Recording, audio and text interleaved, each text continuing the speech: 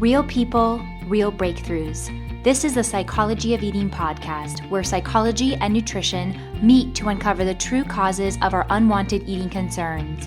Your relationship with food will never be the same. Now, here's your host, eating psychology expert, and founder of the Institute for the Psychology of Eating, Marc David. Welcome, everybody. I'm Marc David, founder of the Institute for the Psychology of Eating. Here we are in the Psychology of Eating podcast, and I'm with Mikair today. Welcome, Mikair. Hi, Marc. Thanks for having me back. Yay, I'm glad we're here. For those of you who are new to the podcast or returning guests and visitors, we had a session many months ago. We were trying to figure out when. It was about 7 or 8 months ago, and this is a follow-up to see, how's life been, how you doing, and why don't you fill us in on the key piece that you had originally wanted to work on with me? Yeah, of course. I was interested in talking to Marc about some of my concerns about changes that would come after pregnancy with my body. So I've sort of always been obsessed with having a six-pack. I don't right now, but I wondered, would I be able to handle the changes that come from having a baby? Yeah, which is pretty intense for a lot of women, because you're surrendering your body to this experience that, putting aside the intensity of the birth process for a moment, which is crazy. It's this miraculous, how does that happen? And then, oh my goodness, is my body going to recover? Am I going to, lose the weight? Am I going to get back to where I used to be? So completely understandable. So I'm just wondering, from your point of view, how's it been since our conversation? Where have you been at? Anything useful come out of it for you? Yeah, of course. So one of my homework assignments from our last session was to talk to my partner, who is now my fiance, Congrats. about wanting to have a baby. So he's totally on board. He's super excited. And we've been trying. And actually, after our first time, I did get pregnant. I had a really early miscarriage. Mm-hmm. So that was not the most enjoyable process, but it was a good opening to, oh, this is coming and this is coming soon. So get your stuff together, line up what's going to happen professionally, prepare what you need to feel prepared for as far as reading or talking with other moms or establishing a network of new moms to support you after you have a baby. Mm-hmm. What else happened? This summer I also had my 14-year-old stepson here for 2 months and got to step into that role of bonus mom. So that was really neat, and we had a great time together. So yeah. So wow, so you're jumping in. You're jumping into the pool here. Mm-hmm. Which means on some part of you is ready to just trust yourself, trust your body, trust life. It sounds like. Mm-hmm. Yeah. Mm-hmm. And I think one of the other things we had talked about in the initial session was letting, this has come up through the last several months, is letting go of control, because apparently I'm very tight scheduled and a little meticulous, although I view myself as very spontaneous. So it was shocking to get some feedback from friends about when you have a baby, you sort of have to just go with it and release total control. Mm-hmm. I'm oh, this is a concept that I'm going to need some work with. So, isn't it true though that the part of us that likes control, that's the control junkie, the control freak, or just that's how we do it, some of us, that's just our personality. We like to be in charge, and there's always seems to be these places in life that will step up to challenge that. Mm-hmm. And this is surely one of them, because this is an area in life, having a child, where you're going to have to give up control, pretty much across the board. Would you agree? Just in terms of your schedule, in terms of moment to moment, in terms of giving up control, in terms of, okay, here's my body, and you're going to be like living in it for 9 months. And then on it for another year. Right. Or longer. So it feels like from our conversation, it was, it sounds like you sort of took the ball and ran with it and went right into a conversation with your now fiance, and here you are on the baby making program. Yeah. Yes. Yeah. So you said to me, the early miscarriage, which is never easy, made you look at some things or learn some things. I'm wondering, like what else? Like, does that experience make you want to have a child more? I guess the way the timing worked, I thought I would have a little more prep time. Mm-hmm. But like I said, it was the first time that we're ever like, oh, let's do this. So it's sort of bringing up some fears, because in my first marriage, I had a miscarriage then as well. Mm-hmm. So my fears are like now switching to not so much concerned about what physical changes will happen to my body, but now I'm like, oh, I never even considered, like, maybe I can't do this, maybe I can't take the baby full term. Mm-hmm. So that's like a whole nother realm of fears and wonderment. Yeah. Yeah, and it's this whole other, yet again, it's this whole other surrender of, okay, the only way we're going to know is to do it, Right. and to go through it. And it's, I to me, it's the kind of fear that goes to, a primal place. I know I've spoken to guys who are not sure that from their end, because of their sperm count and what's going on in their body, they're not sure if they can have a baby. Situations where she's not sure if she can carry the baby, and that gets right to the core of, like, wow, we do everything we can do, and then we just have to let go and watch what occurs. Right. What helps you do that? What helps you have the strength to face that? I think with most things in my life that I really don't buy into the fear and the negative what if factors. So, like, I'm always like looking at the positive kind of person, realistic, but also like I'm not going to buy the media hype about like all the bad things that could happen. So yeah.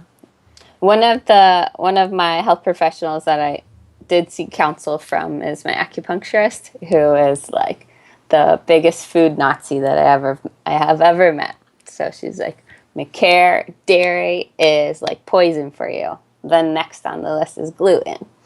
And I'm like sort of like a recovering paleo fanatic or neurotic self-proclaimed chef. And over the summer, with a 14-year-old who's very picky, I had to surrender to be like, all right, what is this kid going to eat? I'm going to stock the fridge with that. And I'll just sort of bend on my own nutrition rules so that we can all eat peaceably together. So I definitely ate more junk food this summer than I have in a really long time. And so I think there's like a little bit of guilt because that seed was planted from the acupuncturist of, oh man, maybe it was my nutrition at the time that like caused the miscarriage. So still processing that one. Yeah. So what is your, we can never know. We can never know for sure about these things. And that's just my opinion. It's I'm going to suggest the sooner you can let go of that, the better. It wasn't the ice cream. Yeah, no, there have been most likely hundreds and hundreds of millions of people around the globe, if not more, who have gotten pregnant and carried babies who've been eating far worse. Way true. far worse. Or not at all, really. Right, or not at all, exactly.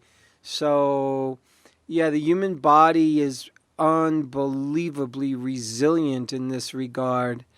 I'm wondering for you, if you have looking into the future and being pregnant, do you have a gut feeling? Do you have an instinct? Do you have an intuition of what's going to happen for yourself? As far as far as getting pregnant, far as having a baby, far as getting through the fears of, can I do this? Can this actually happen? Can I carry a baby? Yeah. Do you have a gut feeling? Yeah, I think it's 2 thumbs up. All right. I'm glad to hear that. I think it counts for something. I really do. Because in a way, it's you stepping into just a place more of trust. And I would like to say that trust on another level is saying deep relaxation response. When we're coming from a place of trust, we're significantly more relaxed. And when we are more relaxed, we are more in relaxation physiology. And we're more in relaxation physiology where we are more in the genetic and evolutionary place where reproduction actually happens. We do know that under very intense survival conditions, the human body is less apt to want to be pregnant and carry a baby. Creatures want to carry a baby when the environment is supporting it. True. Because it takes a lot of energy. So we don't want to continue the species when there's no food around. We don't want to continue the species when we're running from the lions. And when we're in a constant stress state, and that stress state could mean I hate myself, I hate my life. It could mean just a lot of things going on in your life. But it could be all the self-chosen stuff that goes on inside our heads. I just think that the more we can give the body the signal that you are safe, the more it will function as if we are safe. That's true. And I've taken out some extra things that I was doing at the office where I would stay there on a day that was supposed to be my afternoon off to do a group meeting that would go until 9:00 at night. So I cut that out with my partner's suggestion. My partner was like, maybe take some stuff off your plate and things will flow more easily for you. So I was like, oh, yes, thanks. Thanks for that reminder. And then while my stepson was here, I've been taking Tuesdays off, and I might just keep it this way. All right. So, good for you. Well, I'm impressed that, when we first met, you were a bit on the fence about, what having a baby would mean, and especially what it means to me and my body, and for those of us who have been into, my fitness, my health, my physique, we don't want anything messing with that. And I think there's just a certain maturing process that has to happen in order to go there, and say, okay, I'm going to surrender my body, and in a sense, it's not yours anymore fully. I think that's part of the transition that so many of us need to make. And this is not just when it comes to having a baby, being a parent. You're kind of surrendering your body a little bit more. Your energy goes to your family.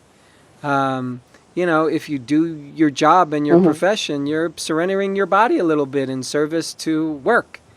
We're always giving a little piece of ourselves to whatever we're doing, whether it's a sport that we do, whatever it is, we're surrendering ourselves to it. And I think there's a good kind of spiritual growth in that it's not just my body that's here for good looks. Yeah. It's meant for other things as well. And sometimes we just have to get down with that and be okay with it.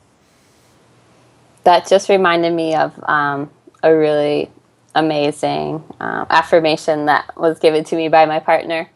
So it was, I think part of the struggle not only is like what physical change is going to happen to my body, but like how I define myself professionally is going to have to change. Like I do have to admit that I get a lot of value in my chosen profession, a lot of self-worth from that. So as a mom, like I'm not going to be working full time and will want to take a step back from that. And I said to him one night, like probably sobbing, like, what if I just want to be a stay-at-home mom? And he's like, okay. Mm-hmm. He just, without even like logistically, like, or financially, without a worry in his mind, he's like, babe, do what makes you happy. And then I was like, oh, it was that easy. Mm-hmm. And I don't know, I think I'll want to keep a piece of my professional service for sure, but I definitely want to be available to my family first. Sure. Like, that's my top value. But I was like, oh, wow, that unconditional love felt really good. Mm-hmm.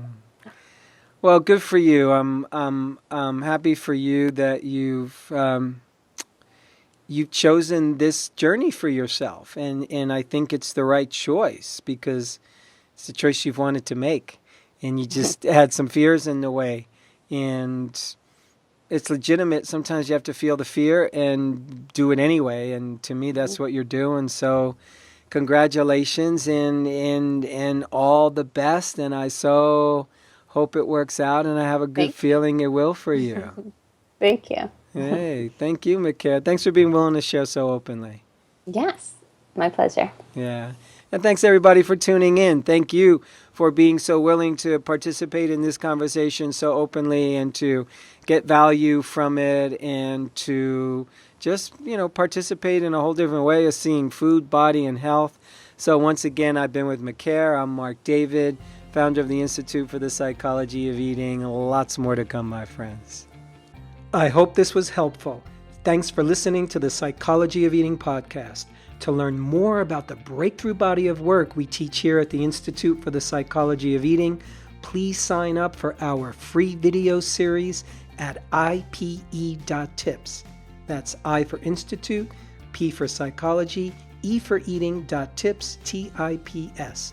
You'll learn about the cutting-edge principles of dynamic eating psychology and mind-body nutrition that have helped millions of people forever transform their relationship with food, body, and health.